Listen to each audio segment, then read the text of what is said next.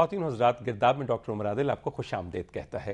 آپ سمجھتے ہوں گے آج کل گرمی کا موسم شروع ہو رہا ہے۔ میری نظر میں پچھلے کچھ دنوں سے صدارتی آرڈیننسز کا موسم ہے، ایک کے بعد دوسرا اور دوسرے کے بعد تیسرا، اور آپ اکثر دیکھتے ہوں گے کہ کچھ ترامیم ایسی ہوئی ہیں جس کے بعد بہت سارے لوگ اس بات پہ بہت خوش ہیں کہ صدر پاکستان نے اپنے اختیارات خود والنٹیرلی وزیر اعظم پاکستان کو دے دیے ہیں، اور کچھ ایسے اختیارات جو پہلے صدر پاکستان کو حاصل تھے اب وہ صرف پارٹی کے لیڈرز اور چیئرمین کو حاصل ہے۔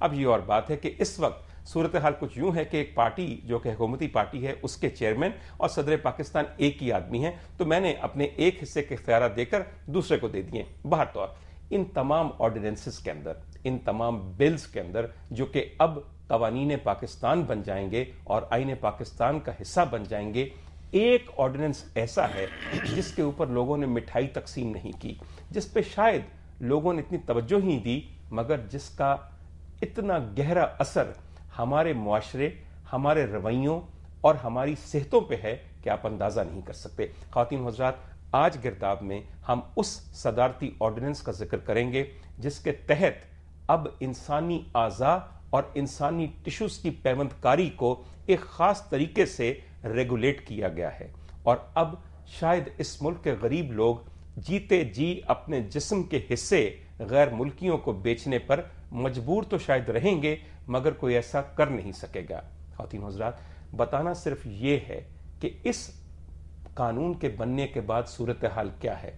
ایک قانون معاشرے کے اندر ایک ڈائریکشن دے سکتا ہے، مگر قانون کے ہوتے ہوئے ہمارے رویے، ہمارے ایٹیٹیوڈز، ہمارے بیلیفز، ہمارے مختلف قسم کے ایکشنز، اسے کون تبدیل کرتا ہے؟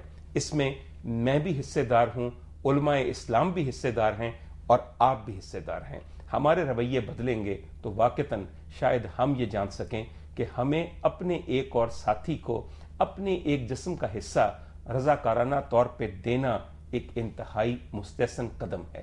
آئیے اس پہ بات کرنے سے پہلے میں آپ کی ایک چھوٹی سی تعارفی ملاقات کروا دوں ان لوگوں سے جو میرے ساتھ آج کے پروگرام میں شامل ہیں۔ ہمارے سب سے پہلے شریک ہیں جناب طالب محسن صاحب۔ طالب محسن صاحب بنیادی طور پہ ایک ٹیچر اور ایک محقق ہیں، اسلامک سٹڈیز ان کا سبجیکٹ ہے، اور ایک یونیورسٹی کے علاوہ ایک ایسے ادارے سے متعلق ہیں جہاں پہ حدیث اور فقہ پہ تحقیق کی جاتی ہے۔ السلام علیکم سر۔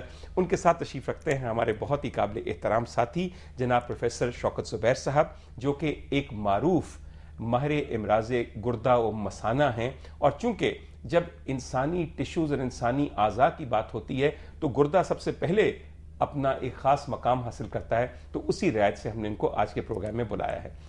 اور آخر میں خواتین حضرات، میرے لیے انتہائی سعادت اور انتہائی خوشی کا مقام ہے کہ ہمارے اس پروگرام میں ایک ایسے اعلیٰ استاد، ایک ایسے اعلیٰ طبیب اور مسیحا اور صاحب دل اور صاحب نظر صاحب موجود ہیں جن کا نام پروفیسر فرخ خان صاحب ہے۔ سر، میں سب سے پہلے آپ سے بات کرتا ہوں۔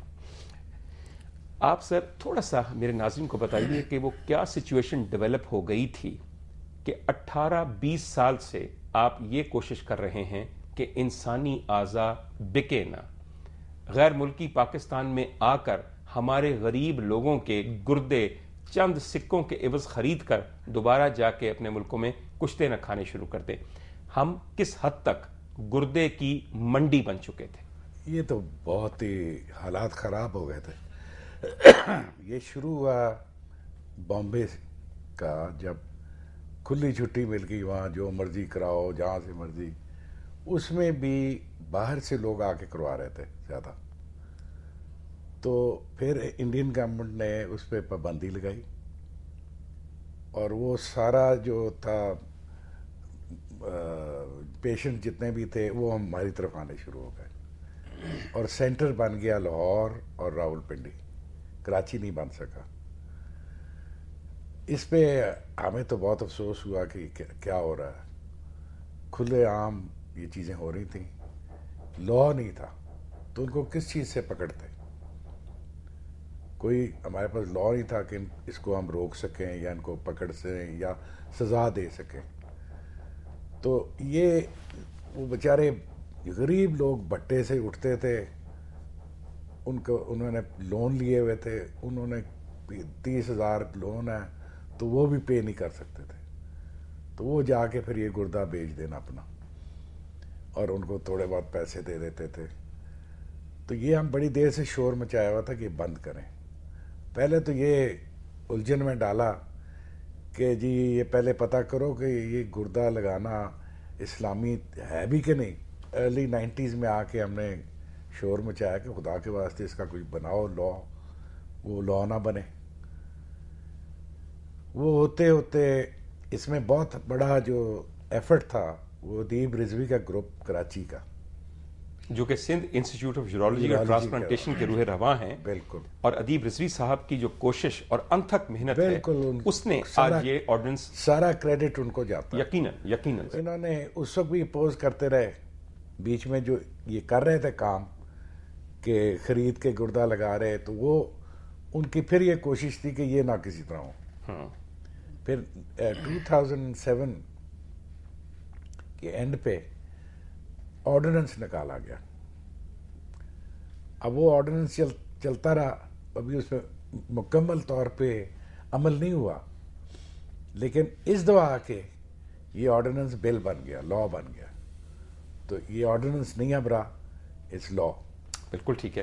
شوکت زبیر صاحب, جو باتیں ہمیں پروفیسر صاحب نے بتائی ہیں وہ مجھے تو یہ سمجھ آیا کہ یہاں پہ جس طرح گوشت کی دکان ہوتی ہے کہ مجھے آج ایک مغز مسالہ پکانا ہے, آج گردے کلیجیاں پکانی ہیں.